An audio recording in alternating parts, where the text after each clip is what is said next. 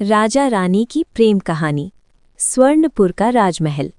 बहुत समय पहले की बात है। हिमालय की तराई में बसा एक समृद्ध राज्य था स्वर्णपुर। वहां के राजा थे वीरेंद्र सिंह, वीर, न्यायप्रिय और प्रजावत्सल।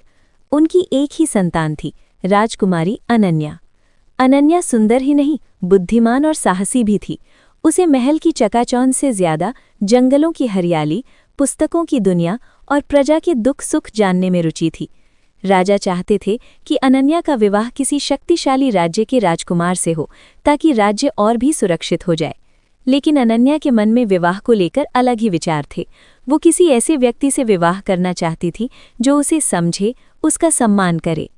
पड़ोसी राज्य का राजकुमार। स्वर्णपुर के पड़ोस में एक और राज्य था, चंद्रगढ़। वहां के युवा राजकुमार थे आर्यवर्धन। आर्यवर्धन तलवारबाजी में निपुण थे, पर उनका दिल कोमल था।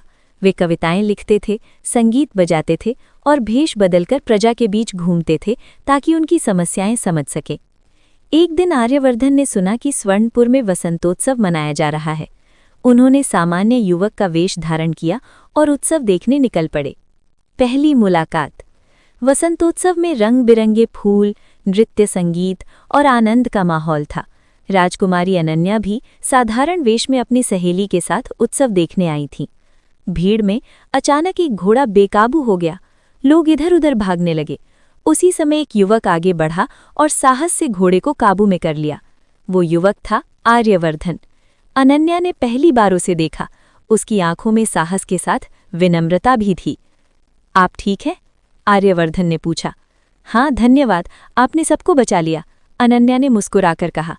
दोनों ने अपना असली परिचय नहीं बताया, पर उस दिन से उनके दिलों में एक हल्की सी धड़कन बस गई। बढ़ती नज़दीकियां। अगले कुछ दिनों तक वे दोनों रोज उत्सव में मिलते रहे, कभी झूले के पास, कभी झील किनारे। आर्यवर्धन कविताएं सुनाते, अनन्या अपने सपनों की बातें करती। एक शाम झील के पास आर्यवर्धन ने कहा, काश ये पल यहीं ठहर जाए। अनन्या के गाल लाल हो गए। पल ठहरते नहीं, पर यादें ठहर जाती हैं, उसने जवाब दिया। दोनों को अब एहसास हो चुका था कि ये सिर्फ आकर्षण नहीं, सच्चा प्रेम है। सच्चाई का खुलासा। उत्सव समाप्त हुआ। जाने से पहले आर्यवर्धन ने सच्चाई बताने का निश्चय किया। मैं चंद्रगढ़ का राजकुमार आर्यवर्धन हूँ, उन्होंने कहा। अनन्या चौंक गई। और मैं स्वर्णपुर की राजकुमारी अनन्या हूँ। कुछ पल दोनों चुप रहे, फिर हंस पड़े। तो हम दोनों ने एक दूसरे से सच छिपाया। लेकिन उनकी खुशी ज्यादा देर तक नहीं रही। राजा वीरेंद्र को जब ये बात पता चली तो वे क्रोधित हो उठे। चंद्रगढ़ और स्वर्णपुर के बीच वर्षों पुरानी दुश्मनी थी। ये विवाह कभी नहीं होगा, राजा ने कठोर स्वर में कहा। परीक्षा का समय। राजा ने आर्यवर्धन को दरबार में बुलाया।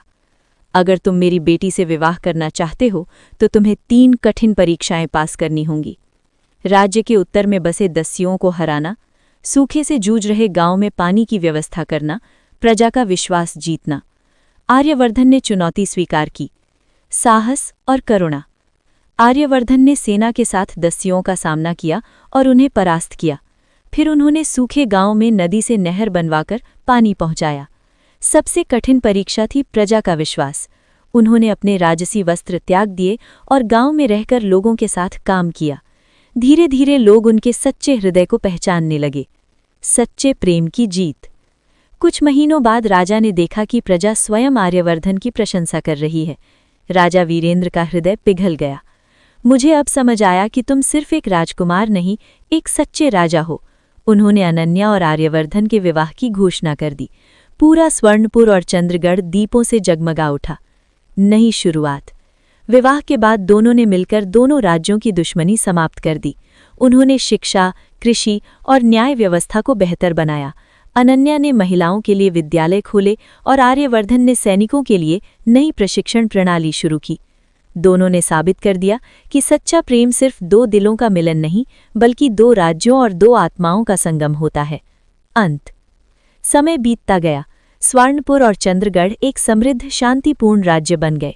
लोग आज भी कहते हैं, जब प्रेम सच्चा हो तो हर परीक्षा आसान हो जाती है। और इस तरह राजा आर्यवर्धन और रानी अनन्या की प्रेम कहानी अमर हो गई।